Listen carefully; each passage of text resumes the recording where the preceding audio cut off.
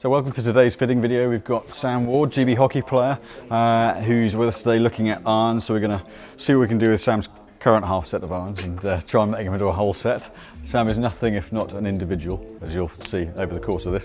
You know, is it Olympic year? Yep. Big year. Less time to play golf, I would imagine. Some may say not, you know. Officially. But yeah, so I'm going to run through the irons and see what we can do from a setup point of view. We've done your kind of wedges and top bit of the bag previously, so interesting to see what comes out. So how often are you getting to play at the moment? Well, I'm coming back from injury at the moment, so I haven't been playing that much over the last 3 months, but now hopefully getting back out 3-4 times a week and hopefully better at golf than my swing looks. It's a pretty relentless schedule for you. I mean, not even, albeit Olympic year, but normally it's how much time through the year would you generally get to play golf in between all the training? I think it's an interesting one, like, can you get out in the evenings after training in a buggy? Yeah, you can get 9 holes here, 18 holes there, you know what I mean, in a buggy.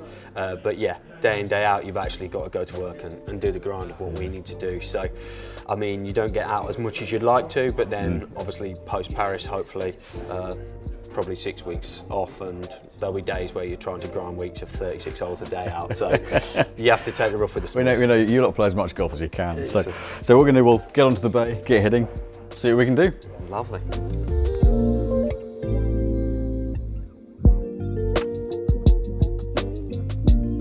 What we'll do is we'll get a bit of data with, because you've got the house, so we'll do it with a 7, get a base bit of data, see what we can find, run through the specs already. Yep. So with the shafts and the setups, we can kind of explain why you're seeing what you're seeing with them, but we'll get kind of half a dozen shots or so and, and take it from there. What 7? What ball do you play? Pro V1.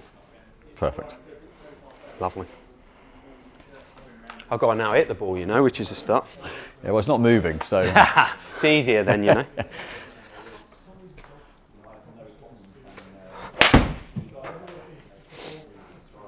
Because I think a lot of people would consider is it easy transition for a hockey player to golf, but actually it's not. You know, now with the surfaces you're playing on, whereas it used to be, like I remember back in the old days playing on grass, it was a much more similar contact, whereas actually hockey now, a lot of it's a slap shot. Yeah, slaps. Yeah. There's a lot more techniques and pushing and things like that, and actually, yeah, the amount of times you actually just hit a ball normally is actually very rare. So, yeah, I mean, it's similar to the point that hopefully you can see a ball and whack a ball, but there's a lot more finesse and care with reverse undercut into the top corner. When I start playing left-handed, we're in trouble. I mean, is there anything in particular over the years that you've gone back to or that you work on with your game to try and get the golf back in from the hockey? Is there anything specific that you go back to? I'm going to be honest. I just roll out. I just whack a ball and enjoy it as much as I can. I mean, a lot to be said for that. And I think the simpler I keep it, the better it is. Yeah.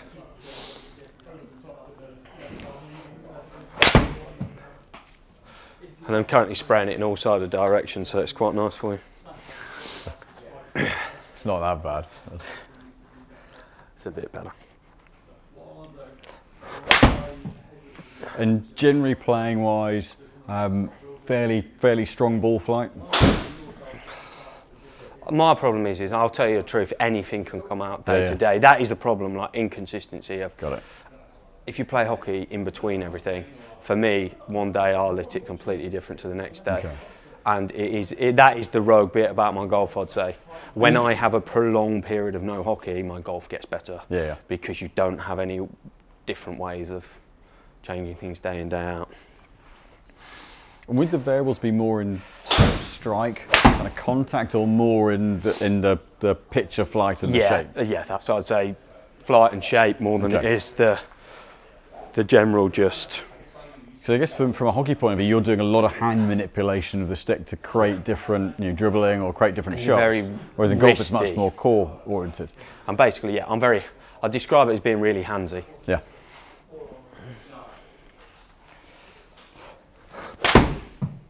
I've got some flight there. Okay. That's better, you know. That is probably a bit more normal, you know. And what would you play 7-iron for on course? On unlike today where it's been hooning it down. Yeah. On a nice I would go with about 165 carry is Yeah, what I go off now currently. But, and more natural to be more, you kind of more of a stand and deliver kind of player. Because I've always been better going down a club and hitting it than anything subtle. I've not got, I'll be honest, I've not got a touch. I will just try and, I try and whack every club the same. As soon as I take anything off or do anything, I'm not much use. Got it. And naturally right-handed? Yeah. Because obviously hockey's one of the few sports that you're not allowed to play left-handed. No, which is, people find very strange. Hockey and polo. Interesting. Well, polo, the horses would run into one another. And, oh wow, that was good though. For you guys, you'd both then be swinging straight at one another's face. So yeah, it would cause with your history of injuries would potentially mean even worse. Yeah, even worse. Yeah. Can we delete that one? Oh, we can discount that one. Okay. Yeah, it's interesting. You can see through that batch of hits where to start with how dominant the hands are and they're kind of taking over, and as you've hit a few more, you start to get your chest and your shoulders engaged, quiet the hands off, and then up goes the ball flight. Yeah. So, okay. Of course, you want to come on in and have a look through the shot data here. So, you can definitely see a better consistency as it goes on. Well, yeah, but I think that, and so much of what you do day in, day out is hand manipulation.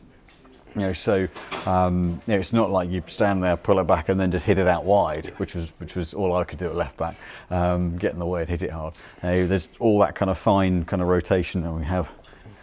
We do have a hockey stick ready. It's all a bit of doing that. So, and particularly in the top hand, that's the bit that really rotates and moves the stick, and that's the bit that really moves the club face as well. So, for you, you're so keyed into your hands dominating and controlling that they've then, as you play golf more, they start to cede control and start to relax into it. But to start with, yeah, you can see there's a lot of face rotation. There's a lot of you know, it's a fairly strong into-out action, fairly, not ridiculous, but then the face shuts down with it. So that's where it comes out flat and rips. But as you've hit a few more shots, we've gone from kind of 5-6 degrees into out the path down to 3 or 4, and the face to path from 4 or 5 shut to 1, and much more neutral. So that last shot there is, you know, straight, nice bit of flight. I mean, so essentially you're going to be a strong flighted player because that's just what hockey players are. You're used to getting into that strong delivered position. You know, from a hockey point of view, it's covering it there. So you get into what we call it a strong shaft lean position. So your 7-iron flight is really, if we can keep your 7-iron flight where basically we'd want to see a 6-iron set of numbers, very happy with that. If we try and force the flight up even more, then we'll just end up compromising equipment setup. So there's no point forcing it beyond where like those ones, very, very kind of what I call true flight, because it's a very square face. Yep. So from a club setup point of view, you've got the dollar taper, the KBS, the 120s, so very evenly weighted. Yep. Steel's 75 to 130 grams, so it's on the stronger side, but they don't swing particularly tip heavy. So that's certainly something we'll have a look at, weight distribution and whether that helps to quieten the hands off a little bit. But outside of that, there's nothing untoward, a little flatter than standard. Again, no great surprise from where the swing line goes. But yeah, relatively head light. So I guess one of the questions from a stick setup point of view, are you heavy, light? So I use the most ridiculously light stick there is, like non-off shelf, like very light, like most sticks are made. A light stick will be classed as like 525, 530 grams. That's at 505 to down to 500. So I use a ridiculously light stick. Is that because of is part of that to do with the position you play, being sort of striker and creating lots of different shots? It's interesting. There's actually lots of different bits. So for example, I went for a stage last year where I used a more head-heavy stick, and I think like trapping the ball was way easier because the weight's in the head and whacking it's really in. But then I struggled with other bits because it feels really heavy. So therefore, then I've gone back to just more a neutral balance, but very light. And yeah, I prefer that. And also the other thing is the weight distribution for flicking penalty corners. If there's weight in the head, you obviously have got more weight. It feels like you're pulling through more weight. Actually, for flicking the ball harder, I prefer a lighter headed stick. So some people like it if you're stronger. Unfortunately, I'm not the strongest bloke in the world. Don't look have you seen my frame? It's interesting in terms of all the bits you talked about there, tying from a golf club setup point of view. So I know with the surfaces now,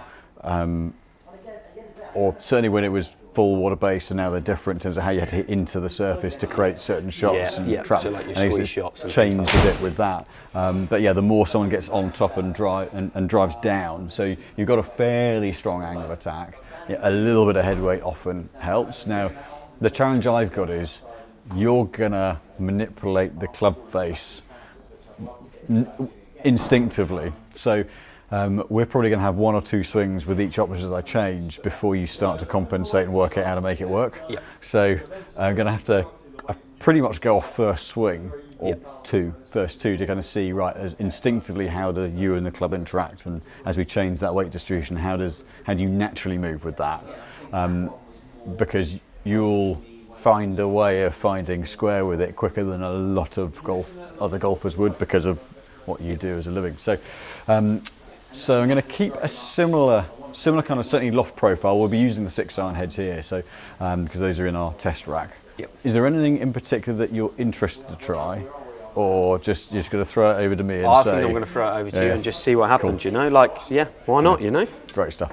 So we won't be going for like strong lofted low spin because we want to retain a bit of flight. So I'm going to start off with the Titleist T100 just to really kind of, it's a good start point. It's sort of neutral, neat head shape, retains a bit of flight and spin, and we'll investigate shafts first. Perfect.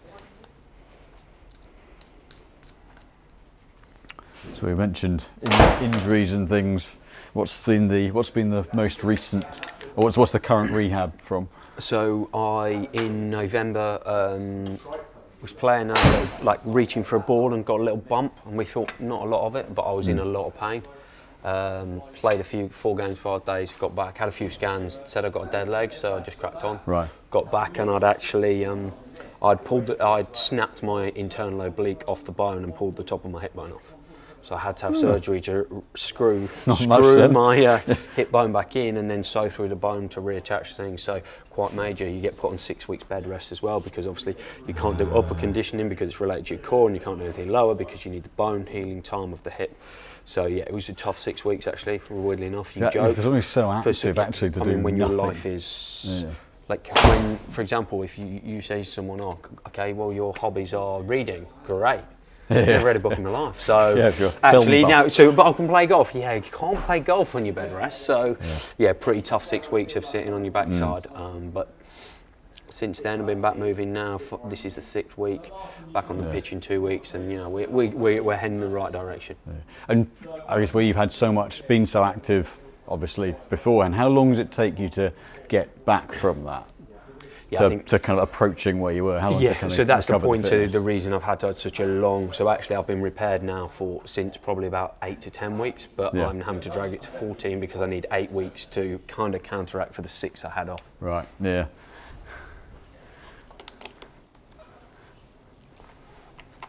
Just gonna make sure this ties in loft and lie to be representative of where your current clubs are. So essentially, if T100 is the standard loft. Yep.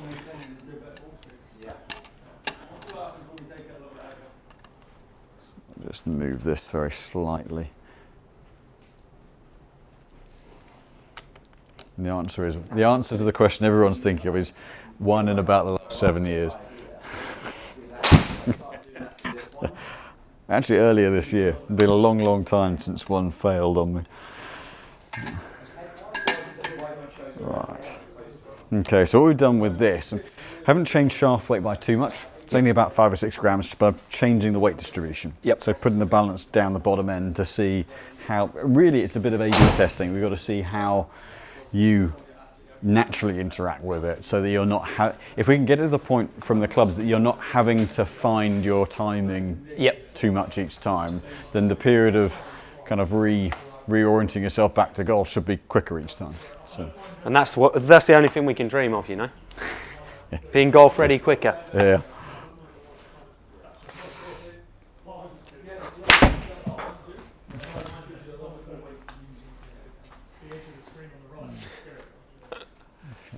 Is it now I tell you I don't carry a 6-iron because I hate 6-irons? That's all right, we'll get you loving 6-irons.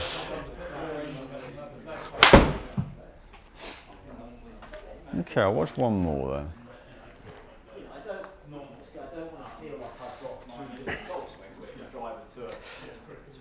Good contact. Okay. Right, yeah. So what I can see there is where there's a bit more mass in the bottom half of it, there's a fine line between having too much weight and getting stuck behind, but having enough weight to actually use to drive against. So the first one dropped in behind, got heavy, caught the ground first, because essentially it literally went there, because you're not used to having to fetch it with those. And the next two have got stronger and stronger, so you see that last one you really cleared through, squared that off.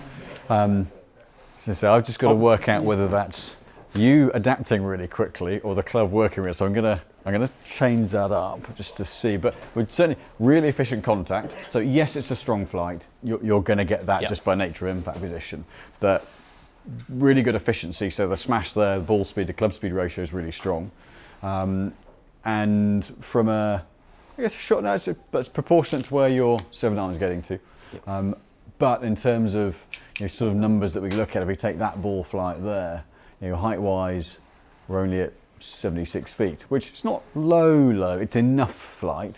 You've got just over 40 degrees, 41 degrees land angle. There's enough trajectory there. Yeah. But I'd only be putting a lower lofted iron in if you played links golf regularly. Yeah. So, but I'm going to say change that shaft up a little bit. I'm going to go a little bit lighter. So I want to take a little bit of weight out the shaft, but just even that mass up a little bit as well. So let's go. Okay.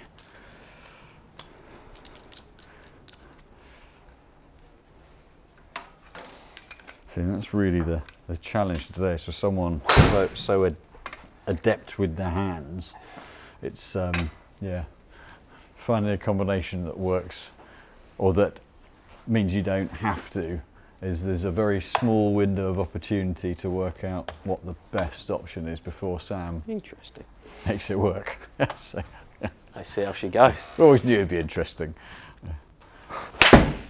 Okay. It felt a bit more at home. Yeah. So the previous one, the Modus series is very stable in the tip. So it's reinforced down the bottom end, but that throws the balance point down the bottom end. That one's a couple of grams lighter, but it's a little bit more evenly weighted through. Yeah, so I mean the first one was not quite as well hit as that, but both of those are down the same line. So that's good. I'll see one more there. That's encouraging.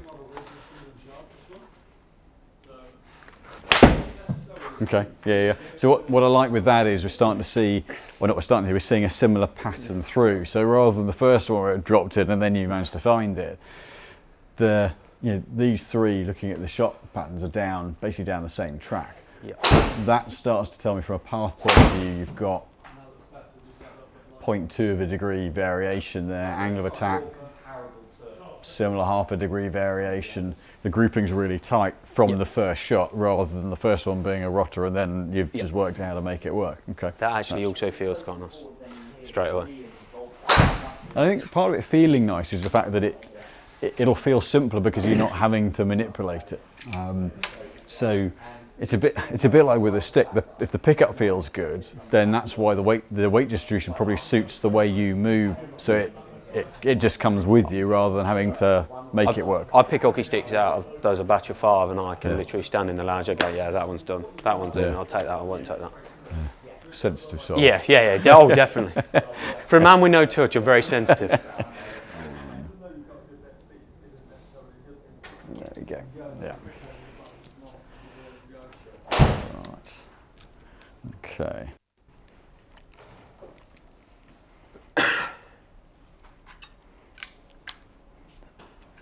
Let's check this size. This one's got a fatter grip on. I'm just going to have to switch that grip over because it's going to be a little bit big. We can come on to grip because they're a standard size. This one's the mid size. So it's going to be a little bit big. I'm just going to switch this one over. So again, just developing where we change the balance point in the deadweight, just developing that a little bit further. See what that does. Okay. So each step is a case of taking a known parameter change and seeing is it a good or a bad change.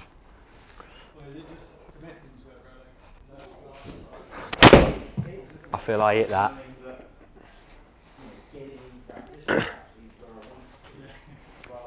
So yeah, it's interesting that it's the first one's the one that makes me a little, and that one's nuked. Yeah, that one, it felt like it was as well. I mean, that one works, but yeah, the first one looked a little bit, so we went a little higher balance again than the last one, and it's whether, you gotta watch one more, but it's... I can't nuke 2 in a row, you know, so.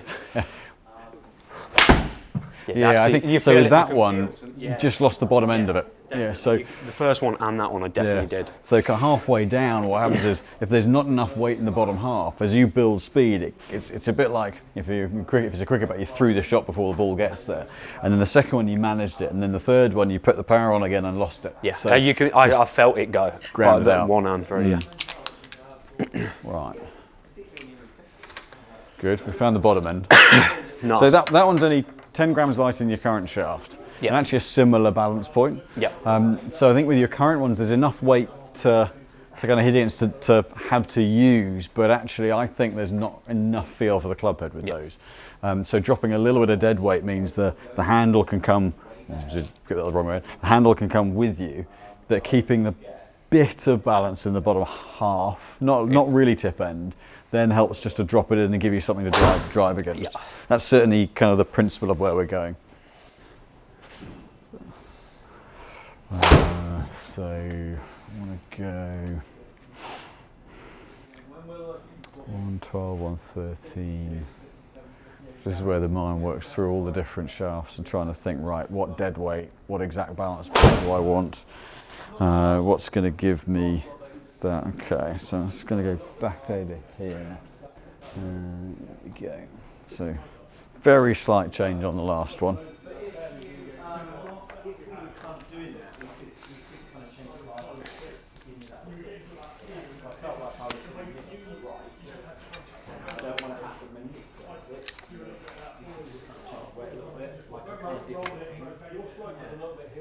So how big a squad goes to the Olympics?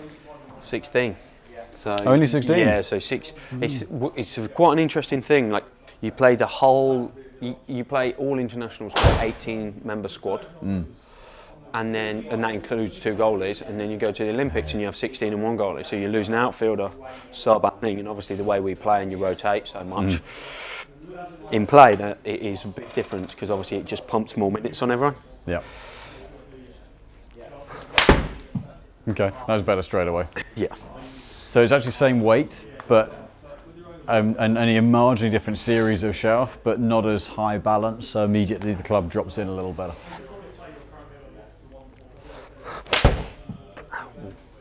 Still not as good as the earlier one. Okay, right, yeah. Yeah, I can feel it. Just. So first one's always a bit of a sighter. Yeah. And if it goes well, the next one has a little bit more on it. And which is what happened there. The first one was fine, and then you put a little bit more commitment into the second one, and it got into the mat again.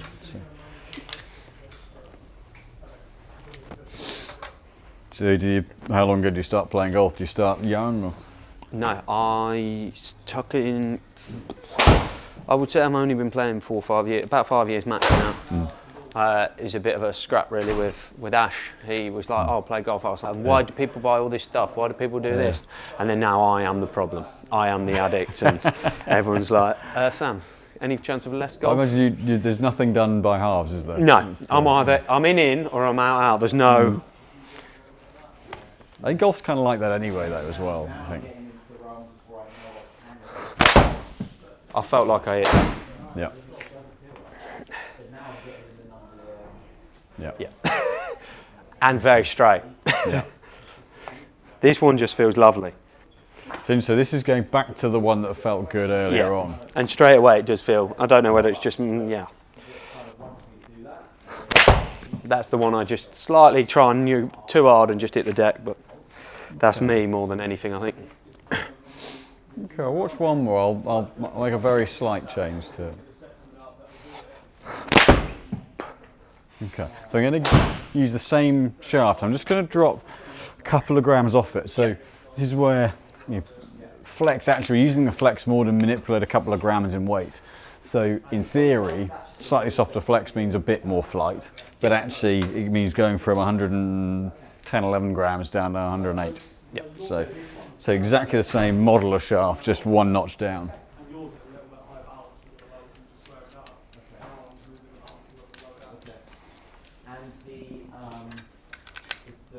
So weight distribution, everything identical, just a couple of grams less heavy.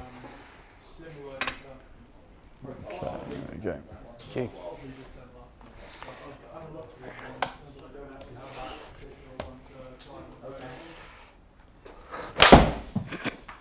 Okay. Seemed quite nice, to be fair. Yeah, 0.0 in the face to path. As everyone says, you don't want to hit it too straight. Yeah. So, And also went a long way. so with your current ones, you've got that left miss in there because they're a little heavy. They get a little bit. The dead weight's a little heavy, so the handle gets behind you, and then you've got to recover the face to get it on the back of the ball. And because you do that very strongly, that really turns the face over and gets that smother over. So you've then got to shove the handle to the ball to get strike and to stop it going left. But that's then where that shot spread comes in. And then when I start doing that, I then just start pushing everything out right because I realise I'm doing everything. Yeah. Whereas with this, the handle's now coming with you better. We've lost probably a good 10 grams out the shaft weight. So the handle can come with you as you turn. Yeah, and then like that one, you can turn and then you're just leaving the face on line. That felt lovely. Hence, okay, bit of a draw, but still lovely contact, really efficient. But you're now in control of where the club's going rather than a firefight and a flip. Also look like I'm eating it a bit further and a bit better, actually. Yeah, really efficient contact. Yeah, you went after that one. Yeah. This is the problem with things like this. I get really excited. But the good side is, so what that shows is you can. Yeah. And so if you try and do that with the heavier shaft, you get more separation and then it flips even more and then the spread goes. Whereas that one, I'll take that as a we're 6 still iron. at 1 degree in 2 hours. So you've got 0.2 of a degree variation on path and 0.1 on face to path. So you're still hitting, I mean, that's only got 4 foot of shape. Ash's going to hate me now, isn't he? But yes, the flight's low because where you've cleared through, you've got a little more on top of it, but it's absolutely ripped down the line. So I really like this. Yeah, that's a really nice shaft setup.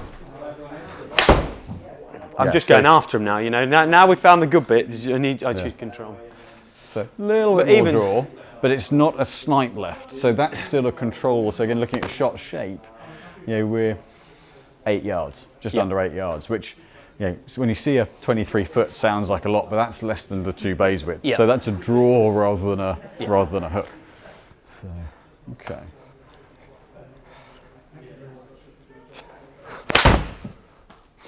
Yeah, so again, that's got a little bit of a draw to it, you can see that. Oh, straight away I'm just overdrawn that a little bit. Okay, I'm gonna put those 2 away. Am I gonna get one other?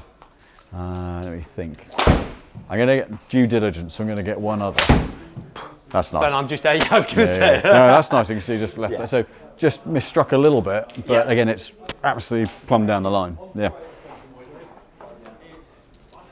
Right, let's put those ones back. I'm going to just make sure that we cover everything off. I've got one next door I'm just going to get. So, let's get, this one's actually a composite. So, okay. So this is just making absolutely sure that we're covering everything off and making sure we're getting everything nailed down as much as possible. So that works really, really well. Let's just make sure we're perfect. Okay, so very slight shift in. So it's a composite shaft. This is making absolutely sure. So it's exactly the same dead weight, give or take a gram, but a marginally different weight distribution through the shaft. So I mean, I really like where we were with that last shaft. I think that's definitely going to be very hard to beat. And I think especially as you start to gain confidence with it, we're seeing club speed go up by a few miles an hour. So that also, from kind of my standpoint, thinking, right, I want to make sure it's there for you as you get more, when you get your time off and you play a bit more and you gain confidence, we can see that's still working really well. Yeah. So, okay. Great. So this one's a true composite. It's a graphite core, and then you can see it's got about 50 miles worth of steel filament around the outside. Yep. So looks rash though, doesn't it? You know. I'm assuming that means good. No, just a bit in the middle, you know, like it's just a bit, it's a bit out there. I'm going with, and I'm not quite sure. Older, I don't understand terminology. No, I know. Yeah, it's just a bit like, it's a bit different. I'm not sure. So these have been shafts that Brant Snedeker's used a lot over the years. Okay. Straight away, it's an interesting one because I don't know a lot what's going on, but yeah, something about it just straight away. It doesn't feel anywhere near as nice in your hand. Okay, yeah. Let's do one more hit, but nah. Yeah, even so, out there, like just generally, it just doesn't feel. Doesn't drop in as well. No, so and it's just taking the bounce point up the shaft a little bit more again. Yeah. And then you can see just having to put the club head on the back of the ball rather than just collect it. So, right. So I'm gonna dial in. So we definitely know where we are on shaft. I'm just gonna dial in the balance. Yeah. Once we get that, I mean certainly as a base setup, it's in a really solid place. Yeah. Then we'll compare some heads to see if there's anything that's gonna outperform or feel nicer, or you know. Okay. So literally going to change head weight by a gram here or there. So just slightly heavier in the head than where we started. And this is just to dial in, I guess you call it hand timing through the shot. So a little bit of delaying the hit, a little bit of release patterns, just tightening it up as much as possible. Okay. Yeah, it's that shaft's so much better because he's immediately. Yeah. You can see you don't have to find the timing with it, which is great. No, genuinely, it's very different again. Okay. Yeah. I'm going to take that little bit of, the extra little bit of weight we took off. So we're literally looking at those two little bits of lead tape, which amounts to, I'll put it on here, just over a gram. But when the club's going from 0 to 87 miles an hour in a fraction of a second, that accumulates up a huge amount. It just feels way nicer again straight away. It's mental. So you can see I've just smoked it right. It just feels better. Yeah, contact. So you can see with the other one, again, it starts just work, drop under, start to have to then square that off. And again, the second one you hit got a heavy contact, which again, that tells me it's dropped underneath. Right, it's just flushed. Yeah. Right. It just feels really nice. Yeah. Well, considering that one has missed the target by 1 foot. Yeah. I mean, you've saved yourself a bar bill. But, so yeah, balance-wise, really happy. I'm going to check the lie, and then we can start to move through a couple of different heads. So the way we do that is finding a nice sort of straight line between the dimples on the ball. Put a chalk line on. Set that up so that line's vertical. That will then give me an impression on the face, which shows me how to start to toe down. Yeah. And this is the time now you're just going absolutely not hit one well, isn't it? Yeah. I mean, I think the man just needs a challenge, doesn't he? Yeah, I was going to say. Yeah. So that one there, a stroke. It's just pointing a little bit towards the toe, very slightly. So we can just bring the toe down a fraction from where this one is, from a lie standpoint, but talking half a degree or so from there. So that's really very neutral. Again, the more upright it is, particularly in the short irons, the more it gears the shot, for a right-hander player, gears the shot to the left. A draw bar, so if it sits flat, then as the loft goes up, it gears it the other way. So for you, where the path can err a little bit inside, erring fractionally on the flatter side just means it holds that shot shape a little bit, and that lets you just commit through the shot. So I'll reference where that is, and then we'll look some other heads.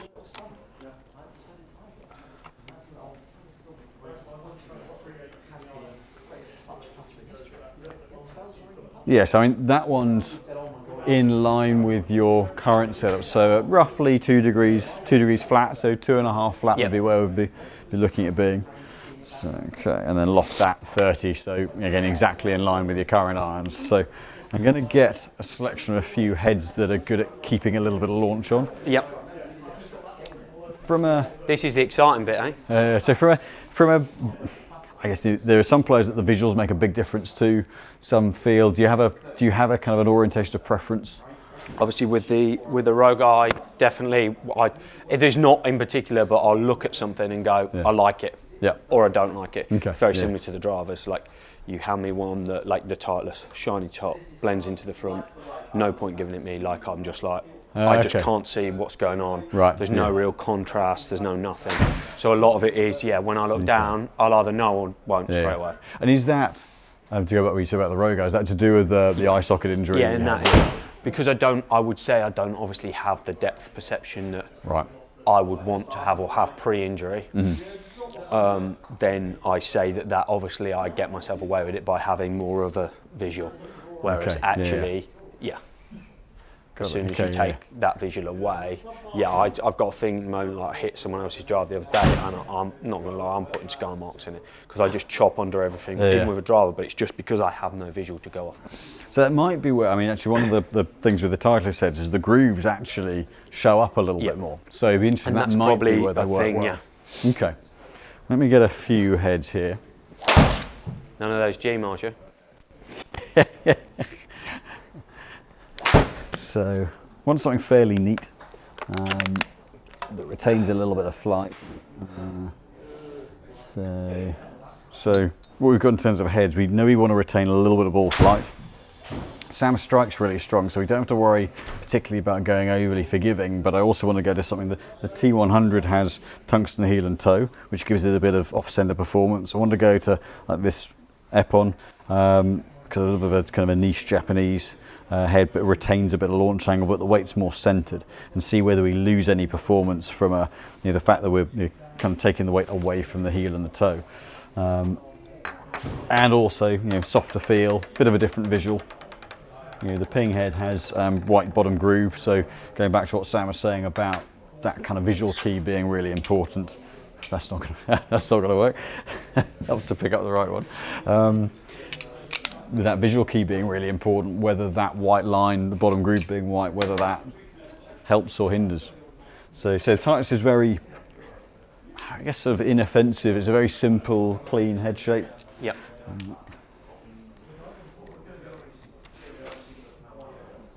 Right. So let's see where balance sits. Okay, well, see, this is slightly heavier, which some of the Japanese heads do come out a little bit heavier, which from a build point of view could be prohibitive, but we'll see what happens first with this.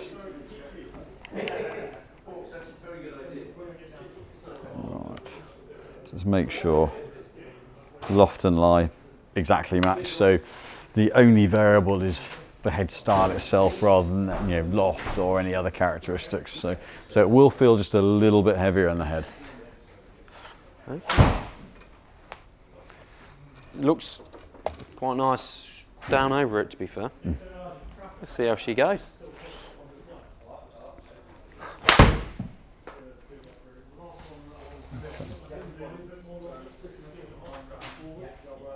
Okay. So it should have a little bit of a softer feel off the face. I can't say it didn't feel. It felt quite nice and went all right, to be fair. Definitely slight heavier head feel. Yeah.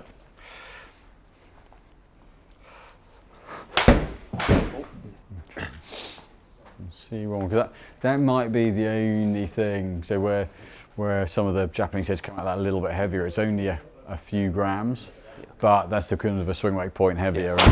And, I felt like I got here and it just. Yeah. Okay. We'll see the one more, and I'll pop the Ping head on. Yeah. Sam's the problem, maybe, but yeah. No, again, that if you make a really good move, then you manage the head weight, but it'll tend right. Yeah. Then if you get a little out of sync, then it drops in, and then that's the one we really want to avoid. So the Ping head's very easier than most from managing the weight point, because they've got that weight in the toe, so we can change the weight there and manage the base weight, the frame weight of the head. Whereas with others we can add weight to it, but we can't take it out. Whereas this we can take a bit of weight out if we need to. So Ping being an engineering company does help. So we're going to add a little bit of weight to that.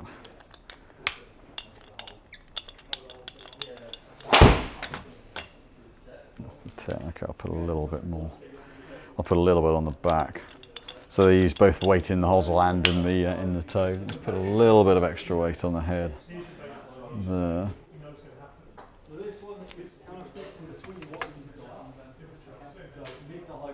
Just a fraction more.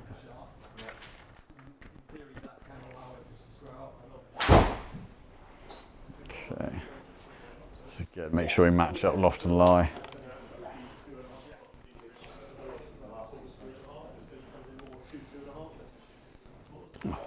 Easy. Straight in. It's a sign.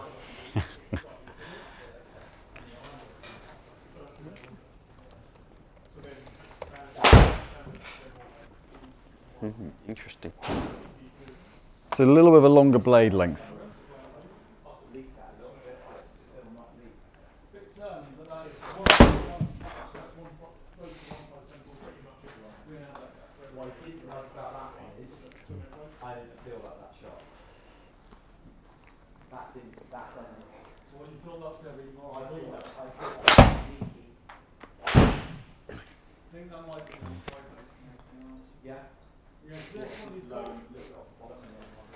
Good efficiency. It's interesting, it's not quite as high a launch as the Titleist head. Yeah, so strike, well, those stay just a hair right, but it's not from a performance point of view getting a bit of a better launch out of the Titleist head. Yeah. So that one from a ball speed point of view spins in a good place, efficiency is good, but from an average flight point of view, that you're launching it, I'll pull out the height as well, launching at 12.2 degrees, 75 feet,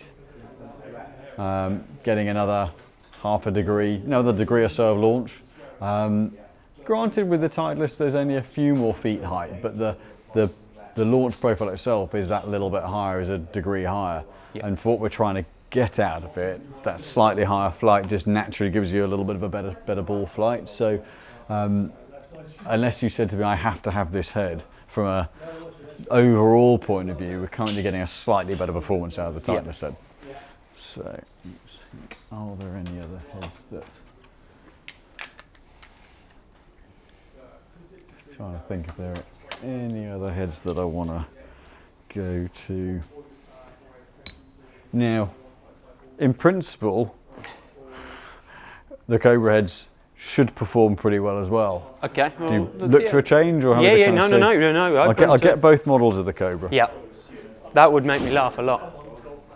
So just going to go in for, this is the Sam plays, and then we've got the Tour, which has that little bit of a cutaway, which mimics a little bit more where the T100 sits. So you can see, the Cobra heads have generally been good at keeping a bit of flight, so certainly worth comparing. Just because they're what Sam already has doesn't necessarily make them a bad option. So it can be, in this instance, we can look at it and say, okay, well, would a shaft change on its own produce a good enough, a good result? Because whilst we all like new toys, but equally speaking, it's got to be value in a change. Yeah.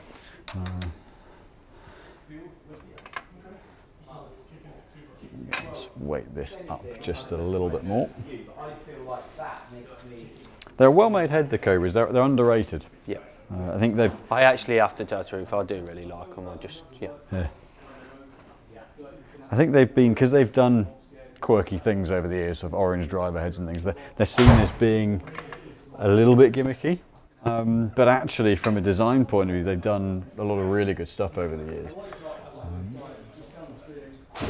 Okay. So this one's the exact same model, the CB.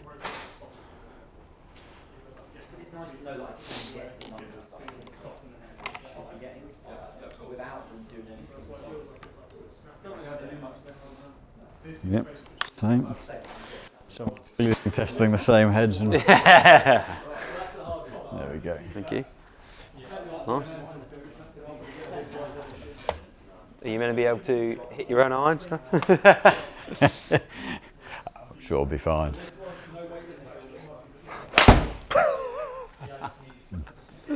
Is it really wrong? I was like, it just feels really nice. Straight away a little bit more flight than the ping. So, you know, what they should do, you know, it's marginal weight distribution side of things. With the Cobra heads have been good at retaining a little bit of launch. Take that shot, to be fair.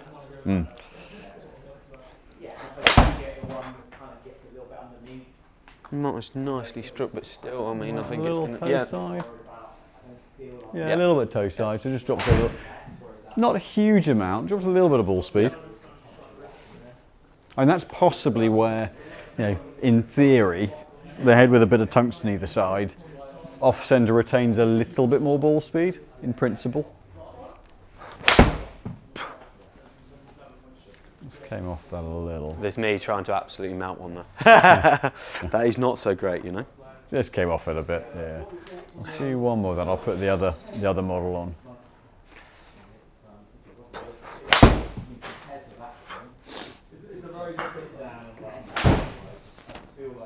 Yeah, so just drove that one in a little bit. I mean, kind of off the face performance is very solid. Still not quite as much flight as the Titleist head, but you know, we'll look at the other head we're going to look at is the Sensor Cobra's version of the T100. Yeah. And it's whether, again, potentially there is possible option to say, okay, well, in the shortest irons, we're not looking to gain height. There's plenty of loft, plenty of height on there.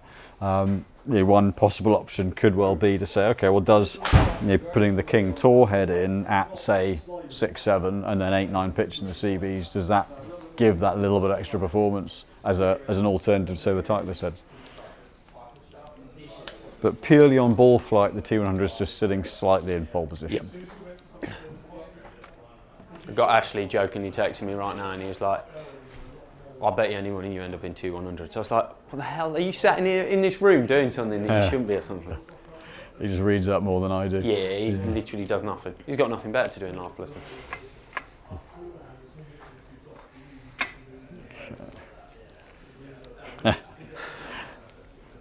Bet that makes you want to not go for them, doesn't it? Yeah.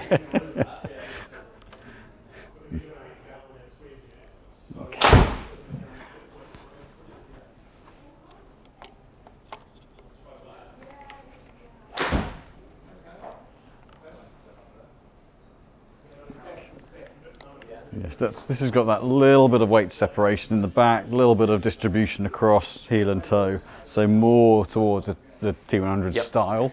We'll see whether this just helps to give that little bit more, off-centre performance, a little bit more launch.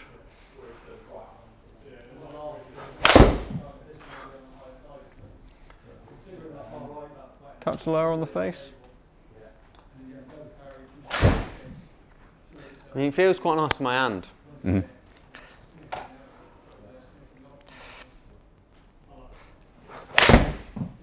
Better. Okay, maybe a little toe. Yeah. No? Yeah. Good contact. A little open on the face, so that picked the flight up a little bit more through being a little bit open.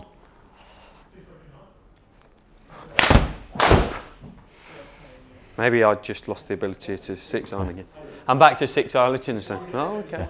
And we're still seeing a bit more launch. Yep. And there are times that with heads that some heads just don't compute quite as well. Yep. So I'll see kind of maybe one more of this. I'll pop the Titleist head back on.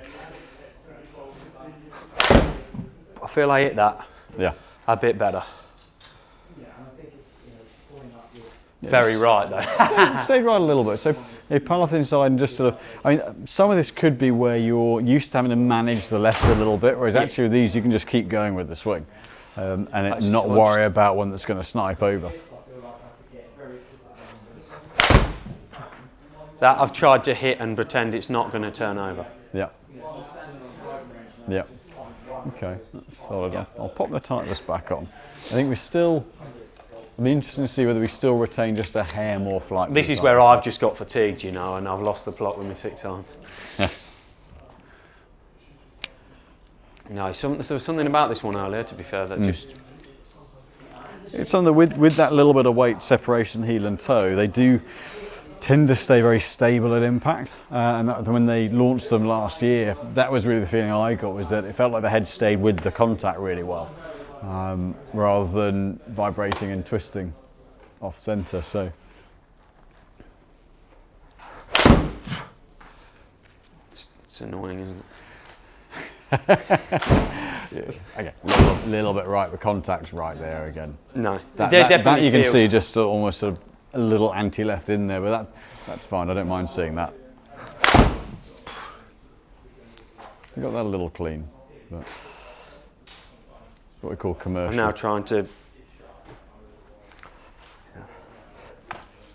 What happens when the golfer just loses ability to hit the golf ball mid-go? The thing is, it always feels more different than it is. Yeah. Like that one's just, there's a bit of contact on where you're actually dead down the line. So strike-wise, for you, your miss strike-wise just errs towards the toe. Yeah. Now whether that's just a little bit of just coming out of it slightly, possibly, but that's then still dead down the line, still getting good launch out of that head. I think if we're looking kind of at an all-around scenario, it probably just edge it.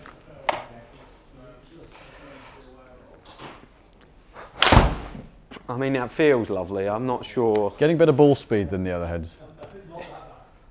I mean, I take that every day of the week. So that was just turned down a little bit and drilled forward a little bit more. So that just brought the flight down, just drew it a touch more. But in terms of quality of ball speed efficiency, that's giving you just a little bit more. That was nice. That one looked like you just swung. Yeah, that one's not thinking about what we're doing really. Yeah, thinking's overrated in golf. It is. Yeah, and then that's then face to path 0.1 of a degree. As you've hit more shots, you got very slightly more downward on the ball. So just pull the launch. But you still, even with that, that's still launching at the upper end of where the other heads are launching at. Yeah. So it's not still at 80 feet. That's not. It's a strong flight, but it's not low. Yeah, and not getting that quality of ball speed efficiency out of any other heads. I take that every day. Yeah. So, and what's really nice is there's only a 300 rev tolerance on spin, so the spin window's in a good place. Ball speed efficiency is good. That's better than anything else. That one you shallowed off a touch more. A little heavy there. Little heavy. Yeah, I think all told, that one path got a bit more into out, little bit. But that's the kind of thing when you're in full kind of hockey season. That's where the swing's going to go. Yeah, a little bit more launch again, which is nice there. Soft draw, better angle attack. Now we're up to 14 odd launch angle, 86 feet. So, and the spin again, staying in the same place. I mean, that felt, definitely. Yeah. So I think certainly with this, and there's no need to go particularly different on shaft length.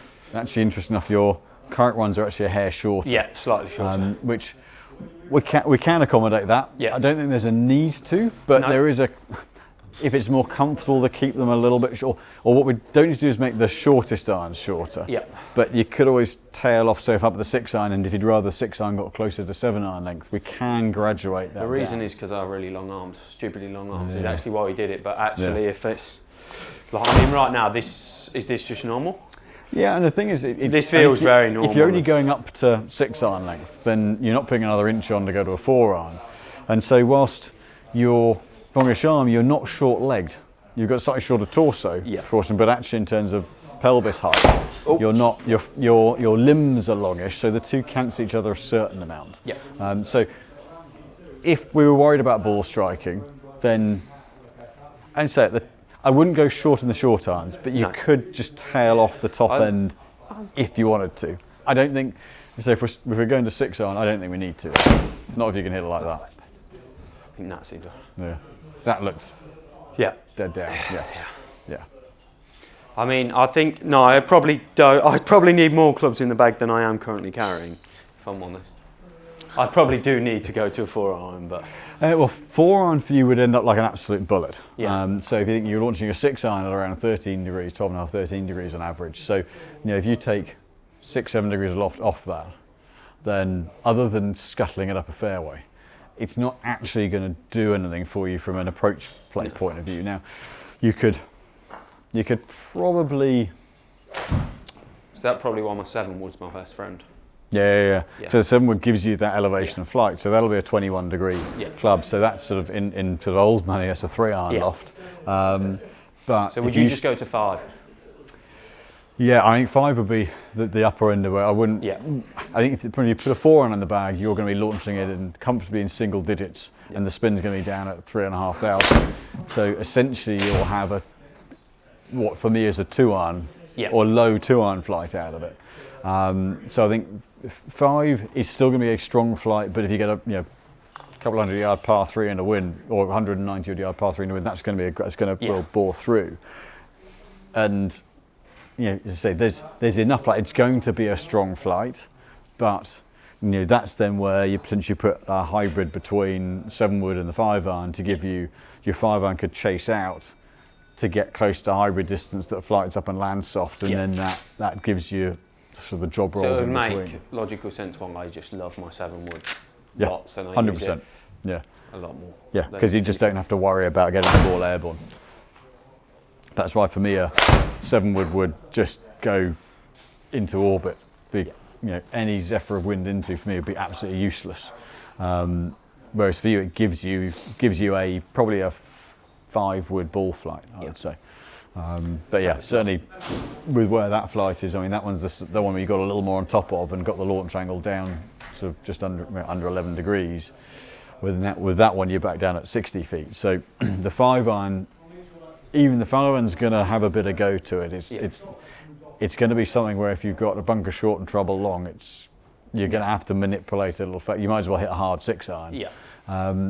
So even the 5 is going to be... Or a soft 7 wood. Or a soft That's 7 what I currently do, is a real grip down 7 wood. I mean, the 5-iron for me, it's going to be a flat going flight. Yeah. It's going to help fill a distance for you. It's whether you want to see where the 6-iron gets you and whether actually a 5-iron makes sense to add in, or whether we look at a hybrid to get the flight up. Yeah. Wei Yang won the major with 5 head covers in the bag, went up to 5-iron as the longest iron, and that was the US Open. So with your impact dynamics, my only question mark on the 5-iron is, will it do enough of a job in terms of playing into greens?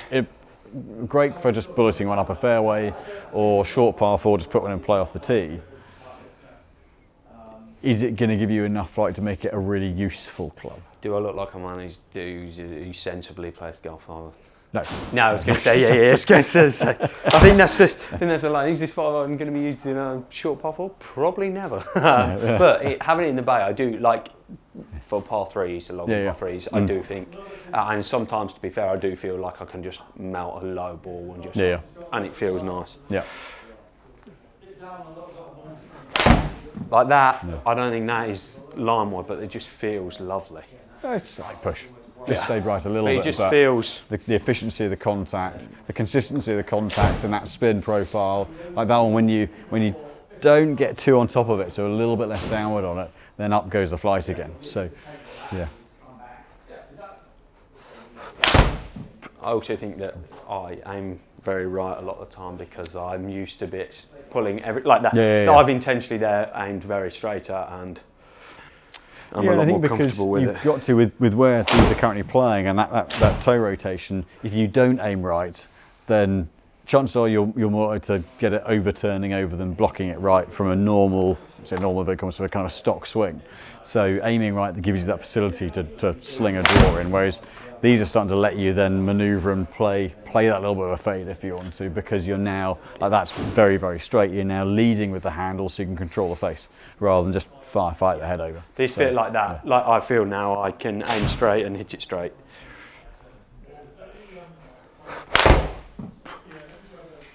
Like that. Yeah. Not really nice. That feels like I've just aimed, 0.6. So, and that's probably where your visual sight is on where square is are currently sitting right side of the green. Yes. And it's just shifting those, but you'll get bored of hitting it right edge of the green. I would aim right, and if I hit it, well, then I push it right and I miss it right, or it goes on the left hand side of the green or off the left. Like you just allow, like I move things based on my inability more than anything. And again, that one, dead straight shot, 4.5 down, 14.5 launch, back out to 80 something feet height. So, like that felt, yeah, again, just lovely. grip type and size is the other bit. So you're really happy with that change. So we're taking just over 10 grams or around 10 grams out the shaft weight, but actually redistributing a little bit of weight slightly further down the shaft, which increases swing weight a little bit. So going from just over D0 up to D2. Yeah. We can take the length back up a little bit, that's no issue at all. Lie in line with where your current ones are, loft in line with where your current clubs are. It's that shaft weight change that's the big deal. And then the head style, just keeping a little bit more flight on there. Definitely. It just feels nice. You stand there and you think, you know what? You can hit the ball and that's... Yeah. Little toey but dead down the line. Yeah. So let's have a look at your hand size to mine. This is where we look at how the club fits in your hand. So it's interesting, your hand extends out, whereas my palm kind of kicks back a little bit. You extend out, so you're actually quite long there. Yeah. So this is where one actually, one isn't. One's got a way short. Yeah, very strange. Hand's a little bit longer. Yeah, I've got a longer. Yeah, very strange. So we'll have a look at how this sits in your hands. So come round. So if you go that way, then you'll be able to. So if you take your right hand off for me. So with this one, yeah, there's a little bit of extra overlap there. We could go just a touch bigger in the top hand, just so we want to take out that little bit of overlap. If you get too much overlap, then the grip can move around, and you've got to hold on tight. And then in your right hand here, this great baseball grip helps in it, doesn't it? Yeah, but what's good here is actually the +4 that's on, which you've got in your current ones, that takes the taper out. Yep. So rather than getting narrow into the bottom hand, this maintains the size, which actually then sits in that right finger, index finger really well. It actually just naturally fills that finger out. We're not getting lots of white spots on the knuckle where if you clamp down and go tight, then it pinches all the blood out, which we're not seeing here. So that means it just rests in that trigger finger rather than you having to close it down and cling on, which again, that keeps the forearms and the chest and the arms nice and free from tension. And that's really what we're ideally looking for in the grip. So there are a couple of different styles that do this. Now the multi-commands are good. They've got a cord in the top hand, softer bottom hand. You've got those on the other clubs. Yep. Yeah. So essentially, I don't like change. If you didn't have them on the other clubs, then we'd say, okay, there are a couple of different styles. Yeah. But that gives you plenty of purchase in the top hand and softer bottom hand there. So really kind of matching those in. The grip suits really well, fits really well. You have colour choices, as you well know. There's plenty of colour choices available, I think. Yeah, with the teams on these as well. Yeah, would that be? Were we going there? On we'll go that route in a second, I think. Yeah, I mean, plenty. Yeah. Is there a theme for you with the? At the moment, there's no theme. I feel I'm adventuring into a new theme at the moment. Obviously, we went black and orange on the wedges we had fitted the other day. So a different colour each club. Yeah, I'm thinking of going. So those two are one. I've got a navy and orange, I think, on the 5-wood and driver fitted. So I don't know. I've got to try and do I tie it in or do I just go something slightly different? Go rogue. There is a bit rogue, isn't there? Yeah. You know what is around at the moment? The green and gold. Well, if there are any at the moment. If there's any, challenge. But yes. Okay. Yeah. That would be a bit more out there, but yeah. So in summary, main changes really in the shaft, going 10 grams or so lighter, about 10% lighter. That keeps the handle out in front of you. That controls the low point, gives you control over the club face. So from a strike and a shot shaping, a little bit more consistency there, and that's going to help with more consistent height, a little bit more control. It's what everyone wants. So once again, thanks for coming in. Great fun working with you as always. Hope everyone's enjoyed the video and seeing a professional at work. And if you've liked this, subscribe, hit the like button, and look forward to seeing the rest of the videos that are on the channel coming from now.